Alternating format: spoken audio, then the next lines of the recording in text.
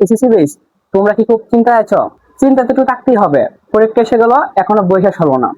চলো প্রতিদিন 10-15 minute class করে আইসিটি বইটা ধাপে ধাপে শেষ করি। কথা না বলিয়ে ক্লাসে যাওয়া যাক।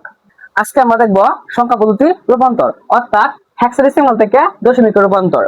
আমরা গত ক্লাসগুলোতে সংখ্যা পদ্ধতি সম্পর্কে সাধারণ ধারণা পেয়েছি এবং দশমিক থেকে বাইনারি, দশমিক থেকে অক্টাল, দশমিক থেকে হেক্সাডেসিমালে প্রকাশ করেছি। তার পাশাপাশি বাইনারি থেকে দশমিক, অক্টাল থেকে দশমিক দেখেছি। আজকে আমরা দেখবো হেক্সাডেসিমাল থেকে দশমিকের রূপান্তর। চলো অঙ্কেতে যাওয়া যাক। আমরা শুরুতে একটা হেক্সাডেসিমাল সংখ্যা ধরি, লিখতে পারি 2516। নিচে 16 দেওয়া আছে, অর্থাৎ এখানে সংখ্যা পদ্ধতির বেস দেওয়া আছে। যেহেতু নিচে 16 দেওয়া আছে, আমরা বুঝতে পারি এটা হেক্সাডেসিমাল সংখ্যা পদ্ধতি, কারণ আমরা জানি হেক্সাডেসিমাল সংখ্যা পদ্ধতি বৃত্ত হচ্ছে 16টি। সো এখানে 16 দেখে আমরা বুঝলাম এটা একটা হেক্সাডেসিমাল সংখ্যা পদ্ধতি। এখান থেকে আমাদের নিতে হবে দশমিক সংখ্যা পদ্ধতিতে। নিচে 10 দেওয়া আছে, অর্থাৎ দশমিক সংখ্যা পদ্ধতি। আমরা জানি দশমিক সংখ্যা পদ্ধতি বৃত্ত হচ্ছে 10টি, 0 থেকে 9 পর্যন্ত, এবং হেক্সাডেসিমাল সংখ্যা পদ্ধতি বৃত্তি 16টি, 0 থেকে 9 পর্যন্ত, এবং সাথে A B C D E F, এই হলো 16টি। তো আমরা হেক্সাডেসিমাল থেকে দশমিকে রূপান্তর করি। তো আমরা শুরু করি, লিখতে পারি এখন যা দেওয়া ছিল কি 25 এ।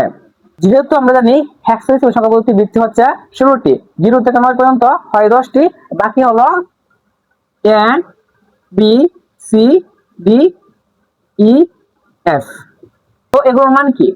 এ সমান সমান 10, বি সমান সমান 11, সি সমান সমান 12, ডি সমান সমান 13, ই সমান সমান 14, এফ সমান সমান 15। অর্থাৎ 1 থেকে 15 পর্যন্ত 15টি এবং 0 নিয়ে হয় 16টি।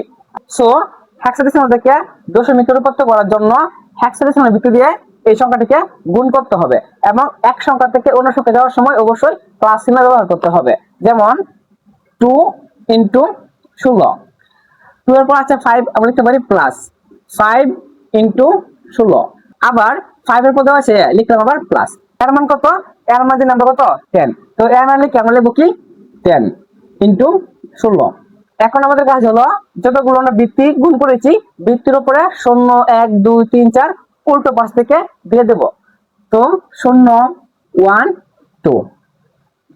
এখন আমরা পাওয়ারগুলো গুণ করে দিই। 2 × 16 উপর 2 রয়েছে, অর্থাৎ 16 দুইবার, 16 দুইবার গুণ করি, 16 × 16 কত হয়? 256, প্লাস চিহ্ন প্লাস চিহ্ন, 5 5। 16 উপরে 1 রয়েছে, অর্থাৎ 16 1 16 × 16 প্লাস প্লাস 10 দেওয়া আছে, লিখলাম 10 গুণ সম্পর্ক। 16 উপর 0 রয়েছে, যে কোনো সংখ্যার উপর যদি পাওয়ার 0 থাকে আমরা তার মান ধরতে পারি 1, লিখলাম 1। এখন আমরা গুণ করে দিই। 256 দোকানে হয় কত? 512, প্লাস চিহ্ন প্লাস চিহ্ন, 5 × 80 প্লাস প্লাস 10 × 10। এখন আমরা সবগুলো সংখ্যা যোগ করে দিই। 512 এবং 80 যোগ করলে হয় 592, এবং 10 যোগ করলে হয় 602। আমরা লিখতে পারি 602, এটাই आंसर। আমরা आंसरটা এভাবে লিখতে পারি। সুতরাং 25 এর, এটা ছিল হেক্সাডেসিমালে, আমরা প্রকাশ করেছি দশমিকে, তো লিখব 602 দশমিক, এটাই आंसर। এখন দশমিক ব্যবহার করে আরেকটা রূপান্তর দেখা যাক। আমরা একটা সংখ্যা ধরে নিই 5b2.7d। হেক্সাডেসিমাল দেওয়া আছে, দশমিকে প্রকাশ করতে হবে। তো এই সংখ্যাটাকে আমরা হেক্সাডেসিমাল থেকে দশমিকে প্রকাশ করি। আগের মতই লিখবে এখন 5b2.7d। আগের মতই এখানে হেক্সাডেসিমালের ভিতরে রয়েছে 16, অর্থাৎ প্রতিটা সংখ্যাকে আমরা 16 দিয়ে গুণ করব, এবং এক সংখ্যা থেকে আরেক সংখ্যা যাওয়ার সময় অবশ্যই প্লাস চিহ্ন ব্যবহার করব। আমরা এভাবে গুণ করতে পারি 5 × 16 প্লাস বির মান কত? আমরা জানি বির মান কত দেওয়া আছে? 11। তো বির মান এস করি 11, 11 × 16, আবারও প্লাস 2 × 16। এখানে দশমিক দেওয়া আছে, কিন্তু এখানে দশমিক ইউজ করা যাবে না, যেহেতু দশমিক দেওয়া আছে আমরা জায়গাটা চিহ্নিত রাখার জন্য উপরে একটা শূন্য দিয়ে দিই। আচ্ছা, আবারও প্লাস 7, লিখলাম 7 × 16, আবারও প্লাস চিহ্ন। ডি, ডি মান কত? ডি মান হচ্ছে 13, তো আমরা লিখতে পারি 13 ইন্টু 16। এগুলো একটু মুছে দিই, তোমরা মনে রেখো। এখন দশমিকের আগে যে বৃত্তগুলো লেখা হয়েছিল সেগুলোর উপর আমরা 0 1 2 3 4 এভাবে সারের সংখ্যা লিখে দেব বৃত্তের উপরে। এখানে 16 উপর 0 দেওয়া আছে, লিখবো এখানে 1, এখানে লিখবো 2। এবং দশমিকের পরের বৃত্তগুলোর উপর আমরা লিখবো -1 -2 -3 যতগুলো সংখ্যা আছে এগুলো লিখে দেব, -1 -2। আর যদি থাকতো লিখতাম -3 -4 -5। সো এখন আমরা পাওয়ারগুলো গুণ করি।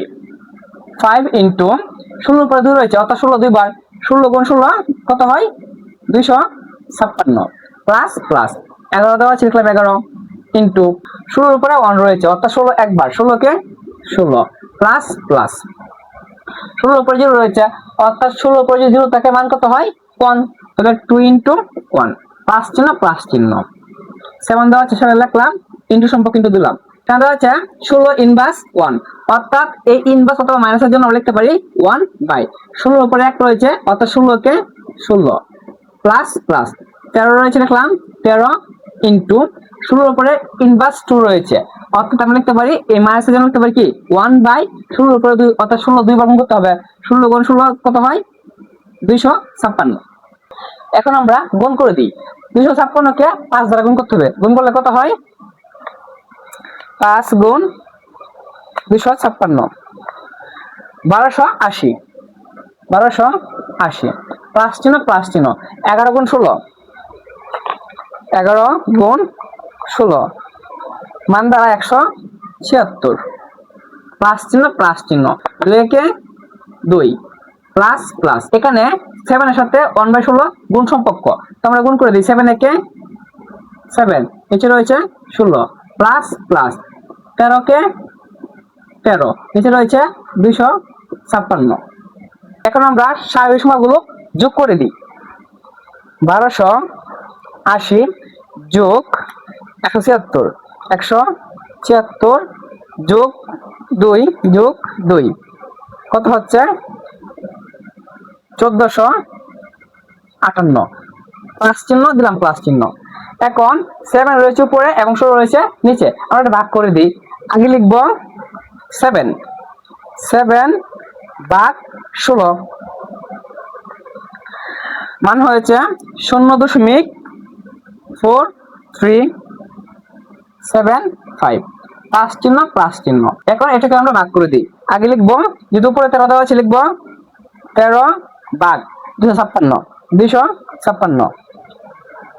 0.050। আরো অনেক গুণ সংখ্যা এসেছে, আমরা দশমিকের পর 2 ঘর অথবা 3 ঘর রেখে দিব, আর বাকিগুলো রাখতে হবে না। এখন আমরা সবগুলোই যোগ করে দিই, 1458 যোগ 0.4375 যোগ 0.050, সবগুলো যোগ করলে আনসার হয় 1458.4875, এটাই আনসার। তো আমরা আনসারটা এভাবে লিখতে পারি, সুতরাং 5b 2.7d এটা দেওয়া ছিল হেক্সাডেসিমালে, আমরা প্রকাশ করলাম দশমিকে, অর্থাৎ লিখতে পারি 1458.4875, নিচে লিখবো 10, অর্থাৎ দশমিক প্রকাশ করা হলো, এটাই আনসার। আজ এ পর্যন্তই, এভাবেই ধাপে ধাপে আমরা আইসিটি বইটা একদম টোটালি শেষ করে দিব। সো আমাদের পাশেই থাকো। আল্লাহ হাফেজ, আসসালামু আলাইকুম।